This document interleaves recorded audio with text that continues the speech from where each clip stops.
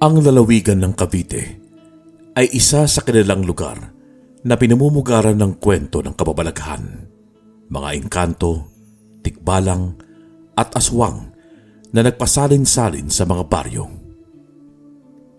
Isa na rito ang kwento ng isang antingero na itago na lamang natin sa pangalang Ibarra.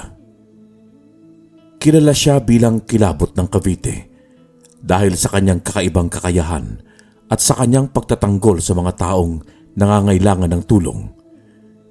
Nilalabanan niya ang mga nilalang na nagtatago sa dilim. Ngunit ang tagumpay niyang ito ay may kapalit na paghihirap at responsibilidad. Sa pagkakaroon ng kambal bertudes, ang siyang bertud na nagbibigay sa kanya ng lakas ay siya ring pagkakaroon ng pagsubok sa kanyang buhay. Taong 1975, sa isang maliit na baryo sa Cavite, nakatira si Ibarra. Nasa 18 taong gulang pa lamang siya noon. Abala siya sa pagpapakain ng alaga nilang baboy isang hapon. Habang nagpapakain ng alagang baboy, ay naalala niya ang masalimuot na katotohanan tungkol sa kanyang pagkatao. Ang kanyang lolo Antero ang nagkwento sa kanya na mayroon siyang kakambal at itinago ito ng kanyang mga magulang sa kanya. Apo, makinig ka sa aking mabuti. Huwag na huwag kang tutungo sa kabilang bundok kung saan makikita na may kuweba roon. Dahil oras na tumungo ka roon, magagalit ang iyong ama. Mahigpit niyang ipinagbabawal na huwag tayong tutungo roon. Bakit naman ho, lolo? May aswang po ba roon kaya hindi niya tayo pinapunta ni tatay? Yun ay dahil ayaw niyang malaman na may kambal ka. Po? May kambal ako, Lolo Antero? Oo, apo. May kakambal ka. Ang pangalan niya ay Ibaro. Nung nasa edad 5 na ang kambal mo, ay pinatapon na siya ni Barabas sa kuweba. Ginawa yun ng ama mo para hindi kayo makapitan ng balas. Isinumpa kasi kayong dalawa ng isang mangkukulam. At kung sino raw ang may balat na itim sa inyo, ay siyang malas. At ang kakambal mo ang nagkaroon ng balat na itim. At dahil sa takot ng ama mo sa kung anong dalang kabalasan ng iyong kambal, ay pinatapon niya si Ibaro sa kuweba. Bakit ngayon mo lang sinabi sa akin ito, Lolo? Hindi ko man lang nasilayan ang kakambal ko. Hindi ko man lang siya nabisita at nakausap. Yun ay dahil baka malaman mo'y magalit ang ama mo sa akin. At ayaw din kitang mapahamak. Huwag kang mag-alala. Binibisita ko naman ang kambal mo ng palihim sa kuweba. Palagi ko siyang dinadala ng pagkain at kinukwento kita sa kanya. Gusto ko siyang makilala, Lolo. Gusto ko masilayan man lang ang kakambal ko. Hindi pwede, apo. Kapag malaman ng tatay mo na nakipagkita ka sa kakambal mo, papalayasin ka rin niya. Dahil kung sino ang mapalapit sa kambal mo, ay kakapitan ng balas. Aalis tayo ng palihim, Lolo. Mamayang gabi tayo tutungo roon. Sisiguraduhin kong tulog na si nanay at tatay para hindi nila malaman na aalis ako. Hintayin niyo na lang po ako sa likuran ng bahay. Sige, apo. Kung yan ang gusto mo'y tutulungan kita. Oras na rin siguro para makita kayo ng kakambal mo. Maraming salamat, Lolo. Matanong ko lang ho, bakit kami sinumpa ng isang mangkukulam? Anong kasalanan namin o kaya ni nanay at tatay?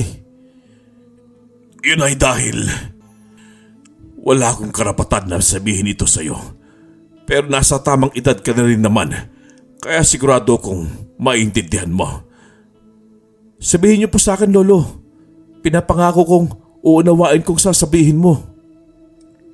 Yun ay dahil umibig ang mangkukulam sa tatay mo, apo. Nagalit siya nang piliin ng tatay mo ang iyong ina. Kaya sinumpa niya ang magiging anak ng iyong ama at ina. At kayo yon ng kapatid mo. Akala ng tatay mo ay hindi nagkatotoo ang sumpa ng mangkukulam. Pero nangyari ang kinakatakutan niya. Noong una hindi siya naniniwala pero habang lumalaki kayong dalawa ni Iparo ay sunod-sunod na kamalasan ang nangyari sa buhay niyo. Namatay ang mga alaga ninyong baka at kalabaw. Nawala ang inyong lupain na sinasaka. Kaya masakit man para sa iyong ama at ina. Pinili nilang ilayo si Iparo. Simula noon, sunod-sunod na swerte na ang dumating sa buhay nila. Dahil yun sa'yo. Kung ganon, ay hindi rin pala ginusto ni ama na ipatapon ang aking kambal sa kuweba. Nauunawaan ko na, Lolo Antero. Pero gusto ko makita si Iparo. Gusto ko makilala ko siya at makilala niya rin ako. O siya, sige apo. Kung yan ang gusto mo, ipapayag ako. Basta mamaya bago ka lumabas ng bahay, magbaon ka ng bawang at asin. Para saan po ang bawang at asin, Lolo? Para may panlaban tayo kung sakali man na may makasalubong tayong aswang. Hindi na nagsalita pa si Ibarra at pumayag na lamang siya sa sinabi ng kanyang Lolo Antero. Lalo pa at alam niyang talamak ang aswang sa kanilang lugar kapag oras na sumapit ang dilim. Natatakot man si Ibarra, kakayanin niya para lamang makita at makausap ang kanyang kapatid. Sumapit na ang kalaliman ng gabi. Bumangon si Ibarra mula sa kanyang kama at dahan-dahang lumabas ng kanyang silid. Tinignan niya kung tulog na ba ang kanyang mga magulang sa silid ng mga ito. Nang makita niya na patay na ang ilaw, agad siyang bumalik sa kanyang silid at dumaan sa bintana. Kinapa niya ang asin at bawang na binilin sa kanya ni Lolo Antero. Nagdala na rin siya ng isang maliit na punyal kung sakali man na kailanganin nila yon. Nilabas din niya ang isang lampara na hindi pa niya sinisindihan upang hindi mapansin ng kanyang mga magulang na aalis siya. Pagdating niya sa kanilang bakuran ay agad siyang tumungo sa likuran ng kanilang bahay. Pagdating niya roon ay nandoon na ang kanyang Lolo Antero at tahimik na naghihintay sa kanya. Lolo, kanina ka pa ba? Pasensya na't natagalan ako dahil hinintay ko pa matulog sila nanay at tatay. Kararating ko lang din na po. Halika na para makarating agad tayo sa kuweba para hindi na tayo maabutan ng aswang sa daan. Mabuti pa nga, Lo, at para hindi na rin tayo abutin ng umaga at baka magulat si na tatay na wala ako sa silid. Nagsimula na ngang maglakad si Ibarra kasama ang kanyang Lolo Antero. Ang bawat hakbang nila ay puno ng pag-iingat. Panay din ang lingon nila sa paligid at malakas din ang kanilang pagmamatyag sa paligid. Nakahawak si Ibarra sa kanyang punyal at ang kanyang lolo naman ay hawak-hawak ang isang buntot ng pagi. Ilang sandali, nakarating na sila sa gubat patungo sa kuweba ng kanyang kakambal. Ngunit napahinto si Ibarra at Lolo Antero nang makarinig sila ng munting kaluskos sa paligid. Talasan mo ang mga mata at pakiramdam mo, Apo. Nararamdaman kong mayroon masamang nilalang sa paligid natin. Mukhang kanina pa nila tayo pinagmamasdan mula sa mga kakahuyan. Nagkukubli lamang sila sa dilim. Hindi ko sigurado kung mga engkanto sila o mga aswang. Oo, Lolo. Nakaanda na ako sa lakayin man nila tayong dalawa. May alam naman ako kahit papaano sa pakikipaglaban. Dahil nagsasanay rin ako minsan upang ipagtanggol ko ang aking sarili. Mabuti kung gano'n na po. Magpatuloy lang tayo sa paglalakad. Pero huwag kang pakampante at panatilihin mo ang talas ng iyong pakiramdam. Nagpatuloy nga sa paglalakad si Ibarra at Lolo Antero. Sa bawat hakbang nila, tila lalong bumibigat ang presensya sa paligid. Mas lalong nanaig ang huni ng mga kuliglig at ang tunog ng mga tuyong dahon na kanilang inaapakan. Rinig na rinig din ni Ibarra ang kanyang sariling hininga habang nagmamasid sa kanyang paligid. Kanina pa nararamdaman ni Ibarra na may mga tingin na tumatagos sa kanyang likuran. Lo, bakit ganito nararamdaman ko? Bakit parang may mga matang nakatingin sa akin mula sa mga kakahuyan? Kanina ko pa napapansin. Kayo rin po ba? Dahil totoong nararamdaman mo, Apo. Kanina ko pa rin yan napapansin. Akala ko'y guni-guni ko lang. Kaya ituloy mo lang ang panalangin mo. Huwag kang lilingon o ang titingnan sa tingin mo ay kung saan sila. Sigurado ako na mga aswang ang nakamasid sa atin. Tingnan mo mga kakahuyan sa ating kaliwa. May mga matang nakamasid doon. Napalunok si Ibarra nang marinig ang sinabi ng kanyang lolo Antero. Binagalan niya ang kanyang paglalakad at sumulyap sa tinutukoy ng kanyang lolo Antero. Nilamon siya ng kaba at gulat nang makita ang isang anino sa kakahuyan habang may mapupulang mga mata na kumikislap sa dilim. Parang mata yon ng isang mapangis na hayop. Isa lang ang pumasok sa isip ni Ibarra sa mga sandaling yon. Ang nagmamay-ari ng mga mata na yon ay walang iba kundi isang aswang. Anong gagawin natin, Lolo? Lalabanan ba natin siya? Mukhang aswang ang kanina pa nagmamasid sa atin ha. Huwag muna, Apo. Hayaan mo siya. Wala pa naman siya ginagawang masama sa atin. Isa pa, hindi natin alam kung may mga kasama pa siya. Ito ang tandaan mo, Apo. Ang mga aswang ay bihirang kumilos ng mag-isa. Madalas sila'y nasa grupo. Kung mayroon man na isang umaatake, yun ay dahil wala siyang grupo at mag-isa lang talaga. Tatandaan ko po yan, Lolo Antero. Hayaan mo, Lo. Oras sa salakayin nila tayo ay may bawang at asin naman ako dito. Oo, Apo.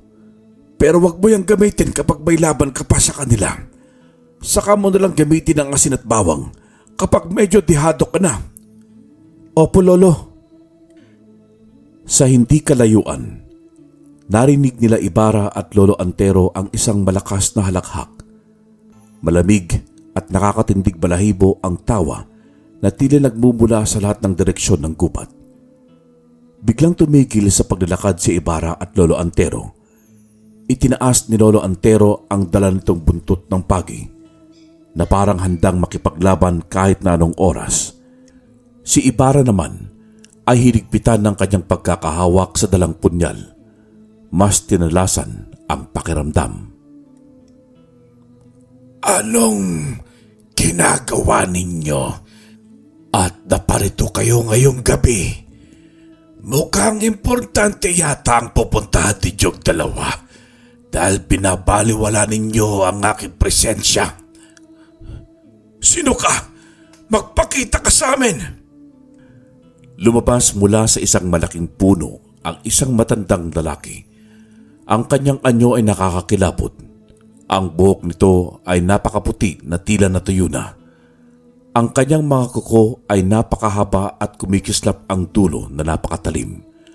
Ang mga mata nito ay maputi at walang itim kahit na kaunti. Habang ngumingiti ito ay nakalabas ang mga matutulis na ngipin, habang ang dila naman ay napakahaba.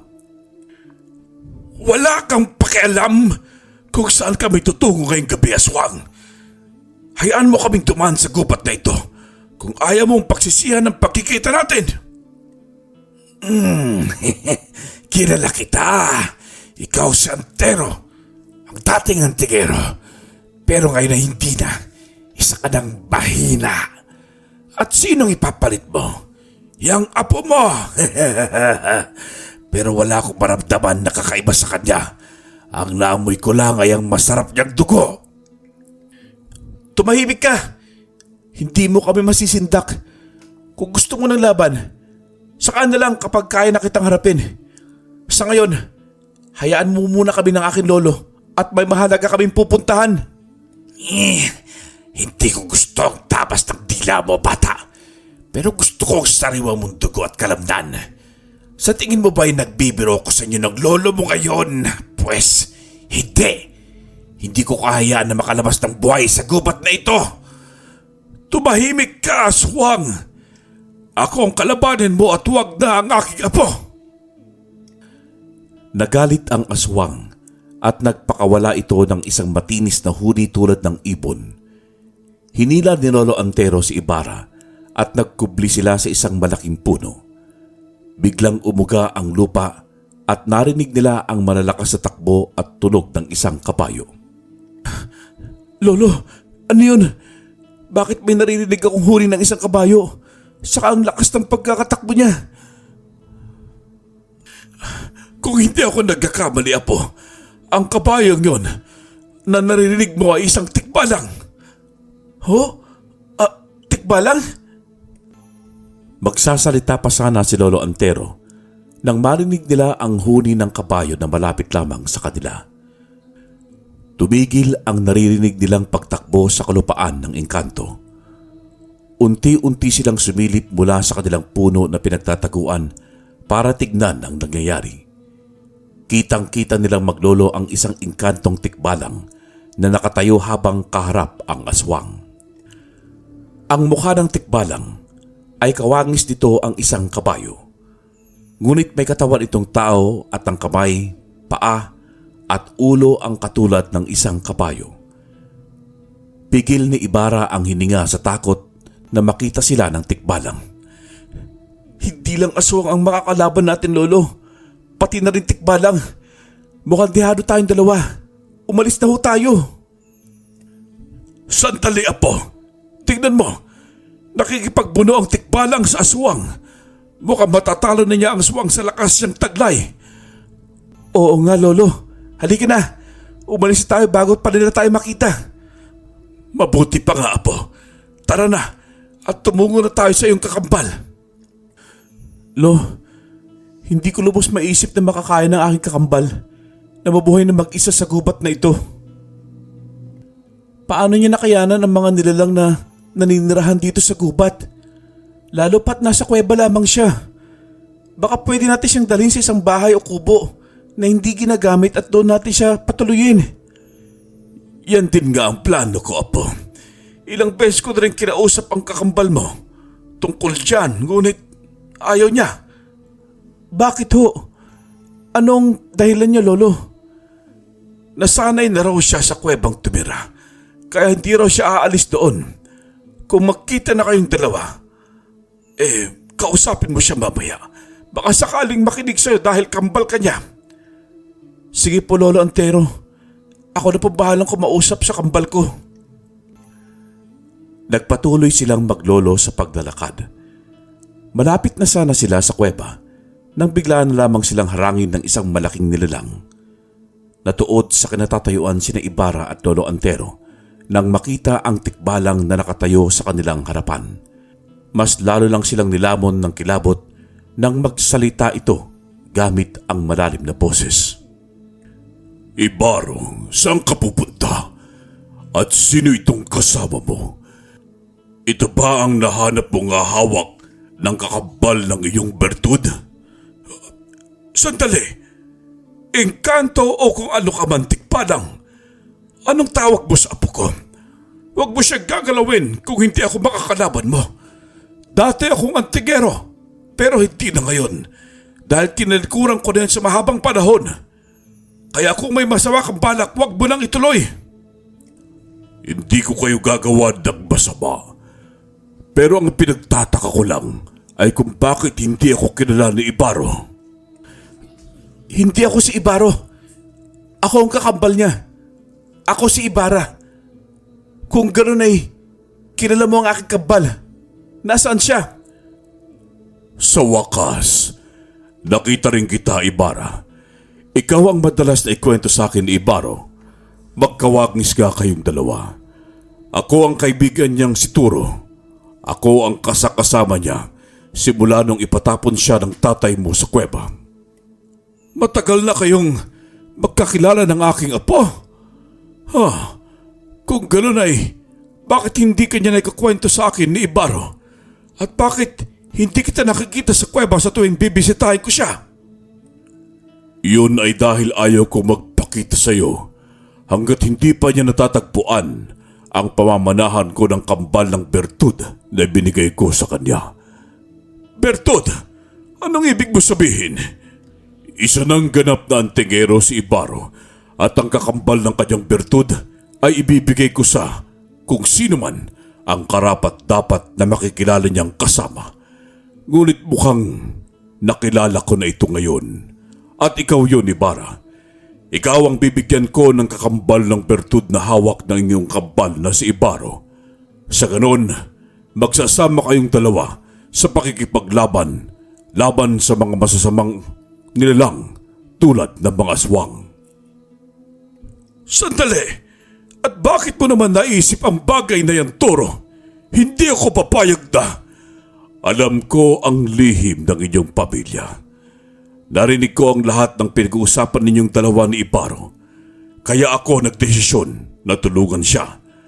Sa pagbibigay ko ng bertud sa kanya, ay hindi na siya ituturing na malas ng kanyang ama. Swerte na ang kanyang madadala sa inyong pamilya, katulad ni Ibarra. Hindi ka ba magiging masaya ron, Antero? Sa ganong paraan, magkakasama na ang kambal. Makakasama na rin ni Ibaro ang pamilya niya na hindi niya nakasama ng ilang taon. Ipagkakait mo ba yun sa kanya? Hindi! Hindi ko ipagkakait ang pagkakataon na yan kay Ibaro.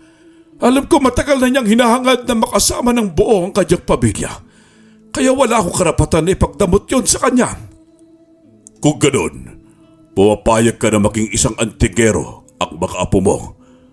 Kung papayag sila, ay wala akong magagawa pa roon. Hindi ko sila pipigilan.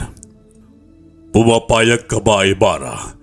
Tatanggapin mo bang maging tagapangalaga ng Kambal Bertudes? Napaisip ng malalim si Ibarra. Sa totoo lang ay naaawa siya sa kanyang kakambal nang marinig ang ipinagtapat ng kanyang lolo Antero.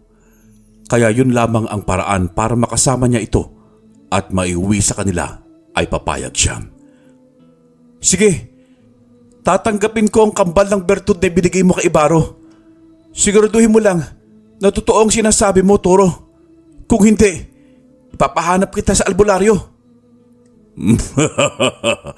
Kambal nga kayo ng kapatid mong si Ibaro.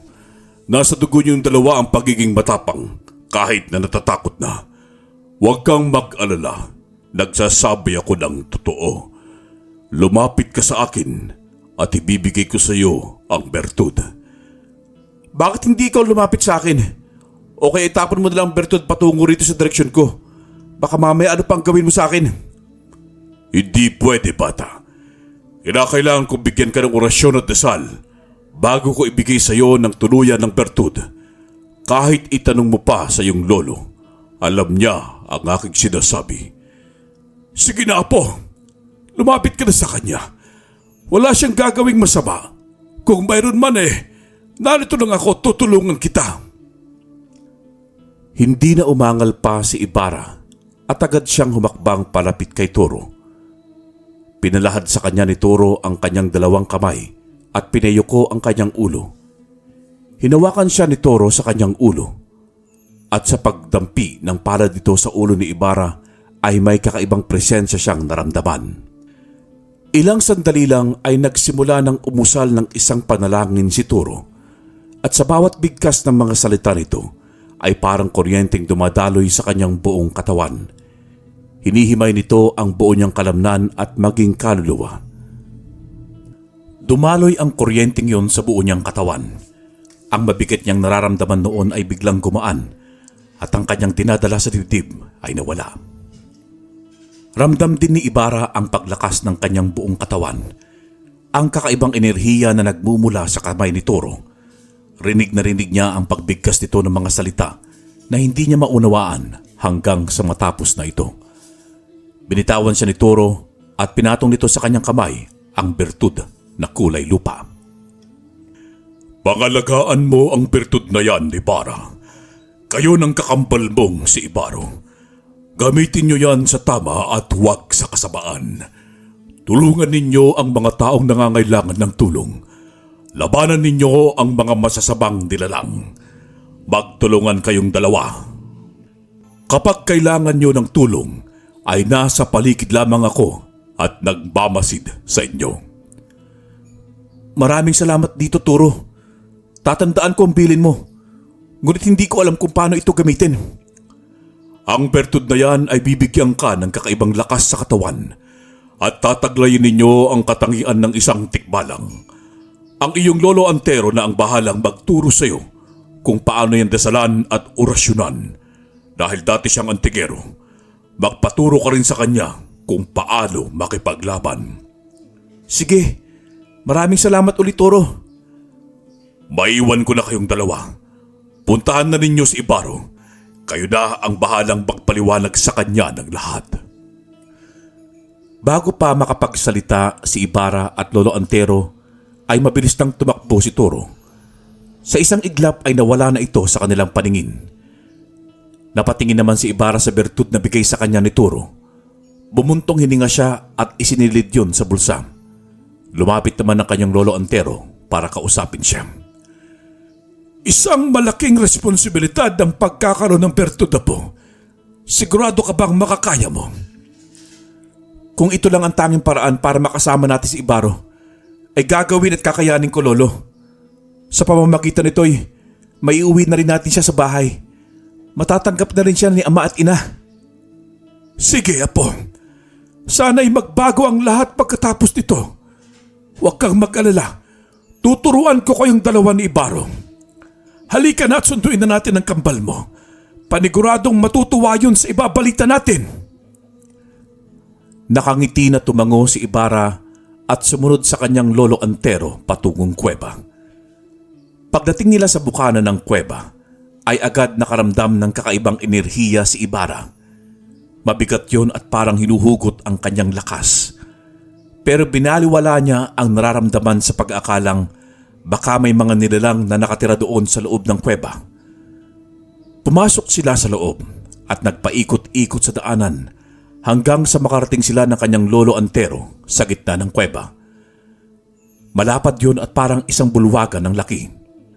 May mga ilang gamit doon na nakapatong sa mga bato at mayroong isang higaan na gawa sa dahon at tela. May isang lalaki ang nakatayo sa harap ng isang maliit na altar at mukhang nagdarasal ito. Kinabahan si Ibarra dahil alam niyang ang lalaking yun ay ang kanyang kakambal na si Ibaro. Apo! Nandito lang yung Lolo Antero. At alam mo ba kung sino kasama ko ngayon? Unti-unting lumingon si Ibaro sa kanila ni Lolo Antero. At ganoon na lamang ang gulat ni Ibarra nang makita ang kawangis niya. Hindi siya makapaniwala na kamukhang kamukha niya si Ibaro. Tulad niya ay mukhang nagulat din ito nang makita siya. Ibaro! Narito ang kakambal mo para makita at sunduin ka. Siya ang kakambal mong si Ibarra. Humakbang papalapit si Ibarra kay Ibaro na hindi na nakakilos habang nakatingin sa kanya. Mababasa sa mukha ni Ibaro ang pagkasabik at ang kasiyahan. Agad na niyakap ni Ibarra ang kambal ng napakahigpit. Ilang sandali pa'y narinig niya itong umiyak. Hindi na rin napigilan ni Ibarra ang umiyak dahil sa tuwa at lungkot para sa kakambal na si Ibaro. Patawarin mo ako, Ibaro. Ngayon lang ako dumating, kapatid ko. Patawarin mo ako dahil ngayon ko lang nalaman. Kung alam ko lang sana ay sinamahan kita nang matagal na kitang pinuntahan dito. Ayos lang, kambal ko. Ang mahalagay narito ka at pinuntahan mo ako. Sa wakas nagkita na rin tayong dalawa at nagkausap.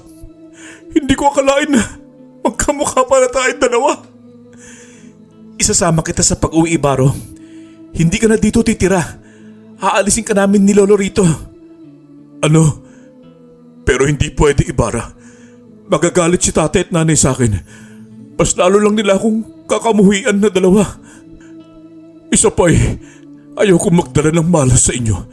Ayokong itakwil ako muli nila, tatay. Masakit yun sa akin kapag magyari ulit yun. Ayos lang ako rito sa kuweba. Dito na lang tayo magtatago. Akong bahala sa'yo, Ibaro. Ipagtatanggol kita kina nanay at tatay. Ang gusto ko lang ay makasama ka namin sa isang bahay. Ang maalis kita rito dahil alam kong nahirapan kang manirahan dito. Isa pa, nakilala namin ni Lolo Antero si Turo. Sinabi niya sa amin na hindi kinakapitan na malas dahil sa bertud na bigay niya sa'yo. Binigyan niya rin ako ng bertud. Tinawag niya itong Kambal Bertudes. Magkasama na tayong gagampanan ang responsibilidad nating dalawa. Kung ganon, ay nakilala mo na pala siya. At naibigay na niya sa iyong kakambal ng aking bertud. Ngunit hindi ibig sabihin na may tangan na akong bertud at isa ng antingero ay hindi na ako kinakabitan ng malas, Ibarra. Hindi ko pa ito napapatunayan. Kung kailangan mong patunayan kung totoo nga sinasabi ni Turo, sumama ka sa amin ni Lolo Antero. Huwag kang mag-alala, Apo. Akong bahala sa iyo kung sakali mamagalit ang inyong ama at ina. Tutulungan ko kayong dalawa ni Ibarra. Kaya sumama ka na sa amin. Gustong gusto ko makasama ng kakambal mo at makilala pa ng lubos. Ilang taon din ang pinagkait sa inyong dalawa. Ito na ang oras para punan ang ilang taong yun. Napaisip ng malalim si Ibarro. Mababasa sa mukha nito ang pag-aalinlangan. Pero nang tumingin sa kakambal na si Ibarra, ay napuno ito ng pag-asa. Tumango si Ibarro at pumayag sa alok ni Ibarra na iuwi siya sa kanila. Sige, pumapayag ako. Sasama na ako sa inyo ni Lolo Antero. Marahil ay oras na rin para harapin ko si nanay at tatay. Papatunayan ko sa kanila na hindi ako malas. Maraming salamat sa tiwala, Ibarro. Pangako, gagawin ko ang lahat para protektahan ka. Hindi kita pababayaan at iiwan. O siya, halina kayong dalawa at mahaba-haba pang lalakbayin nating tatlo. Kailangan natin makarating sa inyo bago sumapit ang bukang liwayway.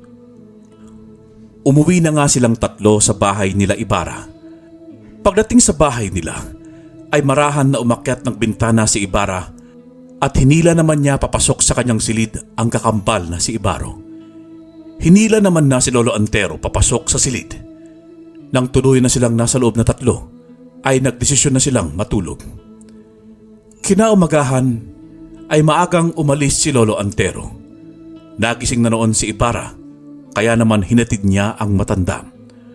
Dumaan ito sa likod ng bahay bago pa magising ang kanyang mga magulang.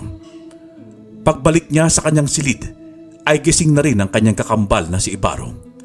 Kitang-kita niya ang kaba sa mga mata nito nang marinig nila ang boses ng kanilang ama at ina sa labas. Natatakot ako, Ibarra. Ano na lamang ang sasabihin nila ama at ina? Huwag kang mag-alala, Ibarro. Nandito ako. Hindi kita pababayaan. Halika na. Kailangan natin silang harapin. Tumango sa kanya si Ibarro bago ito sumama sa kanya palabas ng kanyang silid. Nagulat naman ang kanilang mga magulang nang makita silang dalawa, lalong-lalo na si Barabas. Mukhang nakakita ito ng isang bulto. Ibarra, anong ibig sabihin nito? Paano mo? Sinabi na sa akin ni Lolo Antero ang lahat, Itay. Pinuntahan ko kagabi si Ibarro para makilala siya at dalhin dito sa ating bahay. Tay, hayaan mo siyang makasama ko. Ilang taon yung tinago sa akin ng tungkol sa kanya. Karapatan ko malaman ang totoo at makasama ang kakambal ko. Kaawa-awa ang kalagayan niyo roon sa kuweba. Mag-isa lang siya at halos butot balat na dahil sa walang makain. Paano niyo nagawa yun sa anak ninyo? Tumahimik ka, Ibarra. Hindi mo alam ang sinasabi mo. Ginawa namin yun dahil malas ang dala ng kakambal mo. Hindi siya malas, Itay. Anak mo rin siya. Mahalaga lang ho ba ang swerte? Pero huwag kayong mag-alala. Swerte na rin ang dala ni Ibarro dahil binigyan siya ng bertud ng isang engkanto. Maging ako ay taglay ko na rin ang bertud na yun. Simula sa araw na ito, dalawa na kaming antegero. Ano? Hindi pwede ang sinasabi mo. At kahit ano pang bertud ang mayroon ng kakambal mo, ay hindi pa rin mawawala ang malas na taglay niya. Tay, ano ho ba ang kasalanan kong nagawa? Para kamuhuyan ninyo ako inay ng ganito. Bakit kinalimutan yung anak niyo ako? Hindi niyo ba ako binahal kahit saglit lang? Binahal ka namin, Ibarro. Ngunit hindi ka pwedeng makasama ka namin sa iisang bubong. Kaya kita pinatapon sa kuweba. Dahil sa isang sumpa, doon ka nararapat. Halika't ibabalik kita ulit doon. Tay! Hindi! Hindi mo na siya ibabalik doon. Kung ayaw mo, doon na kami titira kay Lolo Antero. At sinong may sabi na kasama ka? Hayaan mo ng kambal mo at manatili ka sa amin dito. Kung swerte lang naman ang habol niyo, Itay, pues paghirapan niyo yun. Pero hindi ko ipagkakait ang pagkakataon makasama ko ang kakambal ko. Sana dumating ang araw na matanggap niyo rin si Ibaro. Hinila ni Ibarra ang kambal na si Ibaro papasok sa kanyang silid. Nag-impake siya agad habang nanatiling nakatayo si Ibaro at tahimik siyang pinagmamasdan. Talagang iiwan mo si nanay at tatay para sa akin, Ibarra? Mahal na mahal ka nila. Masasaktan sila kapag iiwan mo sila. Ayos lang ako, Ibarra. Doon na lang ako titira kay Lolo. Huwag mo na akong alalahanin. Hindi Ibaro. Buo na ang loob ko. Sasama ako sa iyo kahit saan ka man naroon. Magkasama pa tayong puksain ng mga nilalang na nakatago sa dilim. Magpapaturo pa ako sa iyo kung paano gamitin ang bertud. Hinawakan ni Ibarra sa kamay si Ibaro bago sila lumabas na dalawa sa silid. Naroon naman ang kanyang amang nakaabang sa kanya. Galit ang mga mata ni Barabas habang nakatingin sa dala niyang bayong. Hinila nito ang bayong pero hinila niya rin pabalik. Dahil sa bertud ay hindi napantayan ni Barabas ang lakas ni Ibarra. Hinabol ni Barabas si Ibarra at Ibaro palabas ng bahay. Ngunit hindi na niya nahabol ang mga anak nang makita niyang mabilis tumakbo ang mga ito tulad ng isang tikbalang. Pagdating sa bahay ng kanilang lolo Antero ay malugod namang tinanggap si Ibaro at Ibarra ng matanda. Doon sila tumuloy ng kambal at nag-insayo. Pinalakas ang kanilang mutya at mas lalong pinag-igihan ang pakikipaglaban. Madalas ding tumungo si Barabas sa kanila para kausapin si Ibarra, ngunit buo na ang desisyon ng binata na hindi sumama sa ama. Dahil dito, hinayaan na siya ni Barabas at ang kanyang kambal na si Ibaro at hindi na ito nangulit pa. Isang gabi, naglalakad si Ibarra sa gitna ng kanilang baryo kasama si Ibaro. Naghahanap sila ng aswang ng mga sandaling yon. Kambal, hindi ka ba nagsisisi na hindi mo kasama sina ama at ina ng ilang linggo na? Sa tingin mo ba'y mapapatawad ka nila sa ginawa mo? Hindi ako nagsisisi, Kambal. Gusto ko makasama ka, Ibaro. At saka tungkol dyan, naniniwala ako magbabago rin ang paniniwala nila nanay at tatay pagdating sa'yo. Kaya maghintay lang tayo. Sigurado akong darating din ang araw na matatanggap ka nila. Paano kung hindi? Habang buhay ka bang mananatili sa tabi ko? Alam ko na masakit sa'yong mawalay sa kanila dahil sila ang nakasama mo ng ilang taon.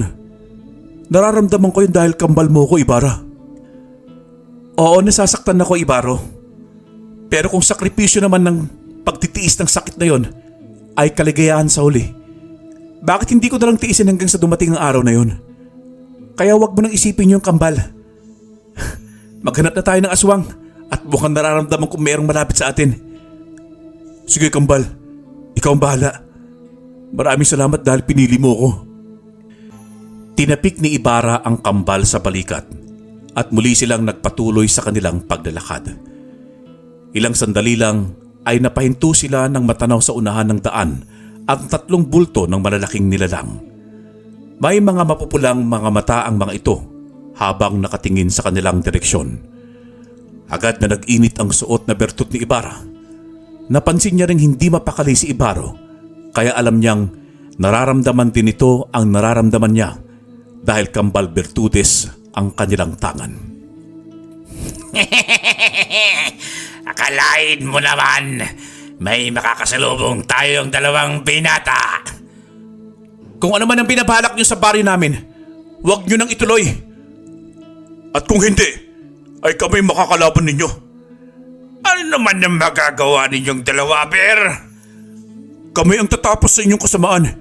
Hindi namin hayaan na makasik kayo ng lagim sa baryong ito at paslangin ng mga inosenteng tao. Tama! Hindi namin hayaan na kayong mga aswang ay malayang makapambiktima. Alam ko na. Nakikita ko ang bertud na taglay ninyo. Mga antingero kayo. Magkamukha pa. Ngayon ako nakatagpo na may tangang kambal bertudes matapos ang ilang taon. Ngunit pasensya na mga bata.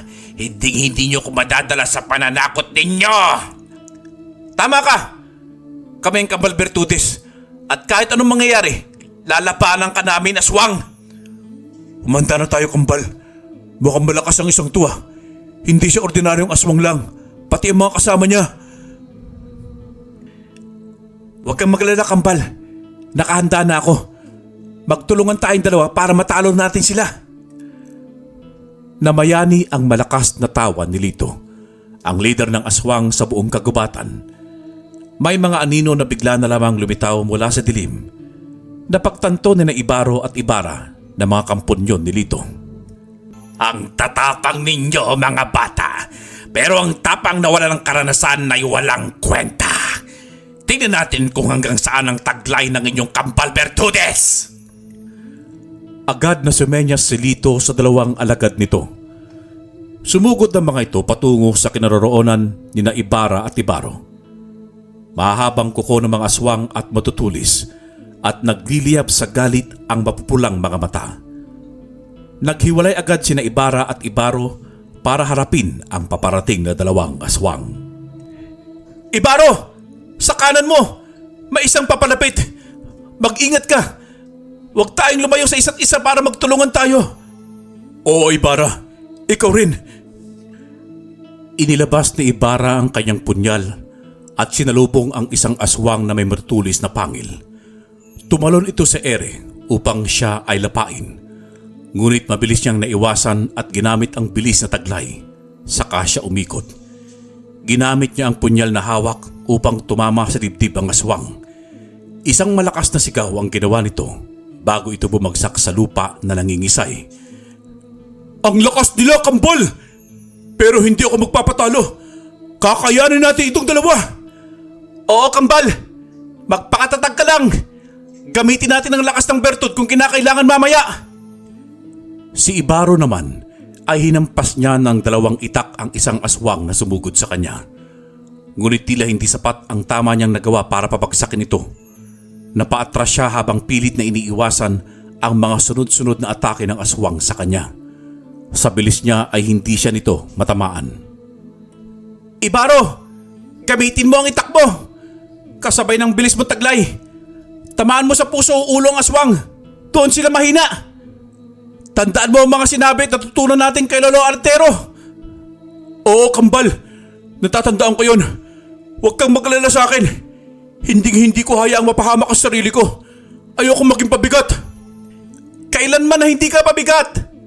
Isa pa'y may tiwala ako sa Ibaro. Matapang ka at mas magaling sa akin makipaglaban. Mas malakas ka. Kaya dapat lang ako ipagtanggol mo.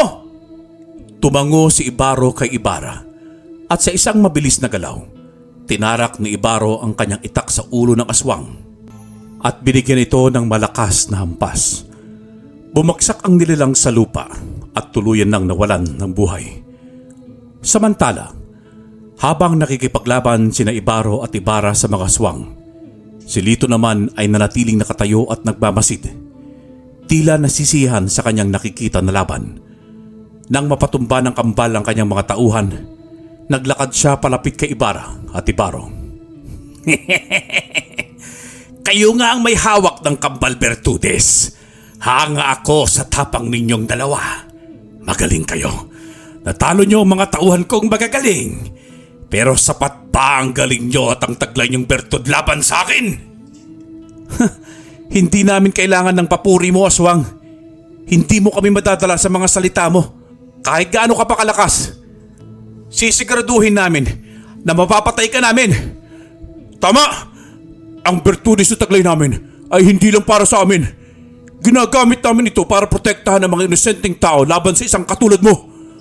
Wala pa sa kalagitnaan ng lakas ng aming Bertud ang nakikita mo. Kaya huwag kang magpakabante. Mga hunghang! Walang puwang ang kabutihan sa mundong ito. Lahat ng mga tao ay masasama. Mali kayo ng ipinagtatanggol.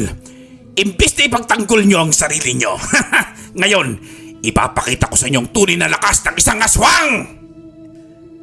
Biglang nagbago ang anyo ni Lito. Ang kanyang balat ay bigla na lamang naging kulay abo. Ang kanyang mga kuko ay mas lalo pang humaba at ang kanyang mga mata ay mas naging mabagsik. Ang katawan nito ay unti-unting lumaki at tinubuan ng ilang balahibo. Ang anyo nito ay parang isang asong napakalaki na nasa katawang tao. Kambal, mag-ingat ka. Hindi sa tulad ng mga nakalaban natin kanina. Kakaiba ang enerhiya niyang taglay. Mas lalong bumigat. Oo, Kambal. Ikaw rin. Huwag kang makalala. Gamitin na natin ang tunay na lakas ng ating mga bertudes. Ito lamang ang tanging paraan para matalo natin siya.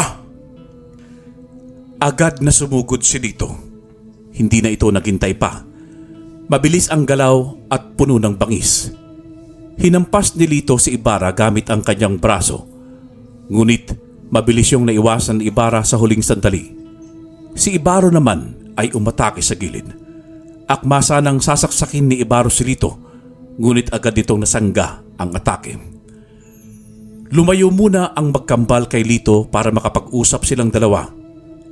Para planuhin ang gagawin nilang hakbang. Kambal, hindi sapat ang lakas natin kung magkanya-kanya tayo. Kailangan nating magtulungang dalawa. Tama ka, Kambal. May plano ka ba? Ano sa tingin mo ang gagawin nating dalawa? May plano ako. Sigurin ko muna si Lito.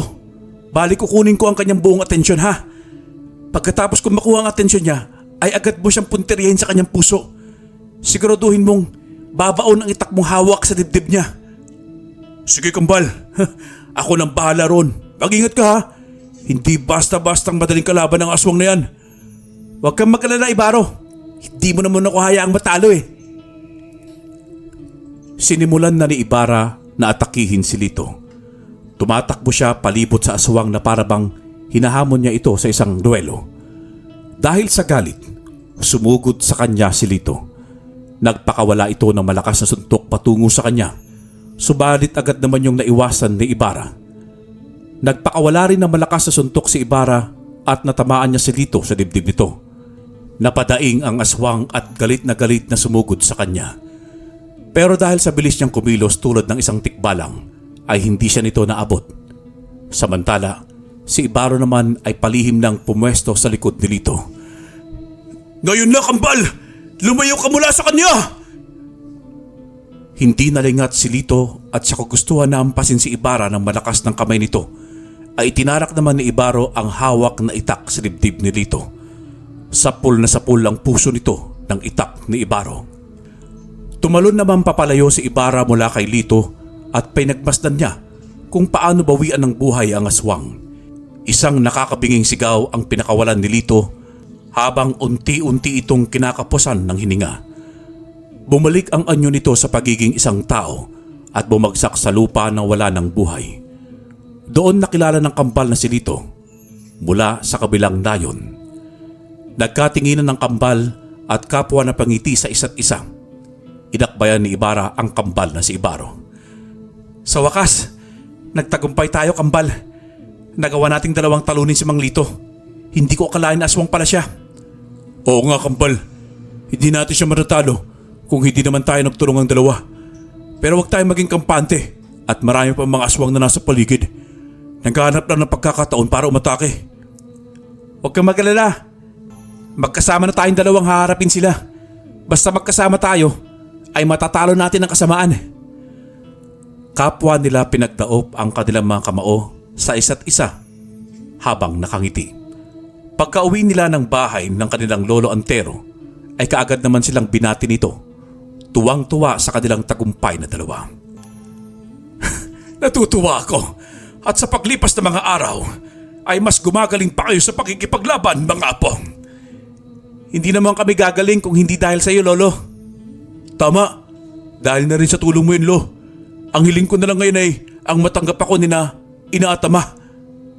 Sigurado akong darating din ang araw na yan, Apo. Kaya huwag kang mag-alala. Hayaan mo, Kambal. Magiging maayos din ang lahat. Gusto mo punta natin sila bukas ng hapon? Tumungo na kayo sa bukid bukas. Samahan ninyo ako. Paniguradong naroon ang mga magulang ninyo. Tulungan niyo sila sa pag-aani ng palay. Sigurado ho ba kay Lolo? Hindi kayo magagalit sila sa amin? Hindi yan. Akong bahala sa inyong dalawa. Iba ka talaga, Lolo. Maraming salamat po talaga. Kung hindi dahil sa iyo ay baka matagal na ako nawala sa mundong ito. At kakambal kong Ibarra, Maraming salamat dahil agad mo akong kinumbinsi na sumama sa inyo ni Lolo at pinaglaban sa mga magulang natin. Siyempre naman, kambal kaya kita. Hindi naman pwedeng pabayaan kita ron. Kung bakit hindi ka kasi sumama kay Lolo noon eh. Handa naman siyang tulungan ka. Natatakot kasi ako. Ayoko madami siya sa kamalasan ko. Naunawaan ko, kambal. Pasensya ka na at huli na akong dumating. Pasensya ka na at naranasan mo mga bagay na hindi mo dapat nararanasan. O siya, tama na yan. At baka magkaiyakan pa tayong tatlo rito. Matulog na nga kayong dalawa at ako rin ay magpapahinga na. Basta bukas, agaan niyo ang paggising at maaga tayong tutungo sa bukid. Magkasabay namang tumango ang kambal sa bilin na yon ng kanilang lolo Antero. Tumayo na rin sila mula sa kanilang pagkakaupo at tumungo sa kanilang silid para matulog na rin. Kinabukasan, sumama nga sina Ibarra at Ibaro sa kanilang sakahan sa bukid. Nagulat pa ang kanilang mga magulang nang makita silang naroroon. Ngunit wala naman ang mga itong sinabi at hinayaan ang kambal na tumulong sa pag-aani. Sa buong maghapon ay walang kibuan ng mga ito. Naghahanap naman ng tamang oras sina Ibarra at Ibaro para kausapin ng kanilang mga magulang. Hanggang sa sumapit na nga ang hapon at naabutan sila ng dilim sa daan. Nagmamadali si Barabas at ang asawang si Isang habang nakasunod naman ang kambal sa kanilang likuran at si Lolo Antero. Hinanda ni Ibarra ang kanyang hawak na punyal at si Ibaro naman ay ang kanyang itak. Kambal, dali mo na si nanay at tatay sa kanilang bahay. Ako naman ang bahala kay Lolo Antero. Gamitin natin ang bertud para mapabilis ang pagdating natin sa bahay. Baka mamaya'y hindi pa tayo nakakauwi makakasalubong natin ng aswang. Isa lang ang kaya kong buhati sa pagtakbo, kambal. O sige, si nanay na muna ang unahin mo. Ako naman kay tatay at Lolo Antero. Subukan kong buhatin silang dalawa. Sige, kambal. Ngunit bago pa makakilos silang dalawa, ay narinig na nila ang isang bunting yabag sa unahan ng kupat. Agad na nag-init ang bertud na kanilang suot. Pumwesto sa unahan si Ibarra at si Ibaro naman ay sa likuran. Anong nangyayari? May aswang palabas. Pero huwag kang magalala. Narito ang mga anak mo para iligtas tayo. Lumitaw mula sa kadiliman ang isang napakalaking itim na aso habang nanilisik ang mapupula nitong mga mata. Naglalaway ito ng malapot na parabang kanina pa gutom na gutom. Kambal, ikaw nang bahala kina nanay at tatay, pati kay Lolo Antero. Ako nang susugod sa aswang. Sige, kambal, ako nang bahala sa kanila. Agad na sumugod si Ibarra ng mabilis sa asong aswang at agad niya itong tinaga sa ulo gamit ang kanyang punyal na hawak. Sinigurado niyang mamamatay ito bago niya iwan. Ngunit ganoon ang gulat niya nang makita na may tatlo pang aswang ang lumabas mula sa kadiliman. Sinugod ng mga ito ang kinaroroonan ni Ibaro. Napamura ng marutong si Ibarra at agad na pinatumba ang isang aswang. Napatumba naman ni Ibaro ang isa hanggang ang isa ay pasugod na sa kanilang ama. Mabilis na kumilos si Ibaro at sinalo nito ang matatalim na ngipin ng aswang. Napasigaw si Ibaro sa sakit. Kambal! Muling sinaksak ni Ibarra ang asong aswang sa dibdib nito. Hindi niya tinantanan ng aswang hanggat hindi ito binabawian ng buhay. Nang mangisay ang asong aswang ay agad niyang binalingan ng kambal. Anak! Anak! Kumapit ka! Huwag kang bibitiw! Kambal! Malalim ang sugat mo! Kailangan mauwi ka namin agad na magamot yan! Ayos lang ako, Ibarra. Tay, gagaling din ang sugat ko sa tulong ng bertud. Huwag kayong mag-alala sa akin. Napahinga naman ng malalim si Ibarra nang totoo ang sinabi ng kambal niya. Unti-unting naghilom ang sugat ni Ibaro. Ang kanilang tatay Barabas naman ay nagsimulang umiyak. Niyakap silang dalawa kasama ang kanilang ina. Diyos ko, mabutit ligtas kayong dalawa. Patawarin ninyo akong dalawa, mga anak. Patawarin niyo kami ng nanay niyo sa kasalanang nagawa namin. Patawad! Pinapatawad ko na kayo, nanay. Toy, mahal na mahal ko kayo. Mahal na mahal namin kayo, tay. Napuno ng iyak dahil sa tuwa ang gubat na yon. Simula sa araw na yon, tinanggap na ng buo si Ibarra ni Barrabas at ng kanilang ina. Natutuwa naman si Ibarra dahil nakamtan na rin ng kanyang kakambal ang inaasam nitong pangarap. Masaya siya dahil naging kumpleto na ang kanilang pamilya. Nagpatuloy pa rin sa pagiging antingero ang magkambal. Pinupuksa nila ang mga masasamang nilalang sa paligid. Nagtutulungan silang dalawa sa lahat ng bagay bilang magkambal na Bertudes. Wakas.